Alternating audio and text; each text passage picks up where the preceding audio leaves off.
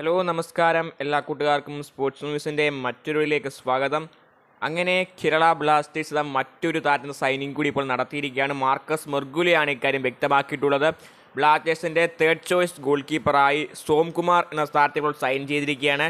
നിലവിൽ 19 വയസ്സ് മാത്രം പ്രായമുള്ള താരമാകട്ടെ സ്ലൊവേനിയൻ ഒരു യൂത്ത് ടീമിന് വേണ്ടി കളിക്കുന്ന താരം കൂടിയാണ്.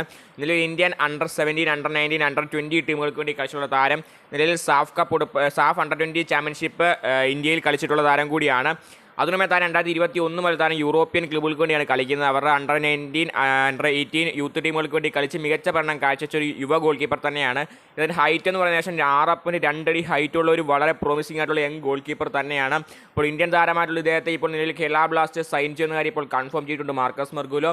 അപ്പോൾ കേരള ബ്ലാസ്റ്റേഴ്സിൽ സച്ചിൻ സുരേഷ്, നോറ ഫെർണാണ്ടസ് എന്നിവർക്ക് ശേഷം തേർഡ് ചോയ്സ് ഗോൾ കീപ്പറായി വരാൻ പോകുന്നത് സോംകുമാർ തന്നെയാണ്. അപ്പോൾ കേരള ബ്ലാസ്റ്റേഴ്സിൻ്റെ ഒരു മികച്ച സൈൻ തന്നെയാണിത്. കരോളിസ് കിൻകിനെ സംബന്ധിച്ചേ പറ്റുള്ളൂ. കാരണം കരോളിസ് കിൻകിസ് നിലവിൽ വലിയൊരു സ്കൗട്ടിംഗ് തന്നെ നടത്തിയിരിക്കുന്നത്. അതായത് പ്രത്യേകിച്ച് ഒരു വലിയ ഇന്ത്യൻ ക്ലബിൻ്റെ പോലും കണ്ണുപെടാത്ത ഒരു സൂപ്പർ താരത്തെയാണ് സ്വന്തമാക്കിയിട്ടുള്ളത്.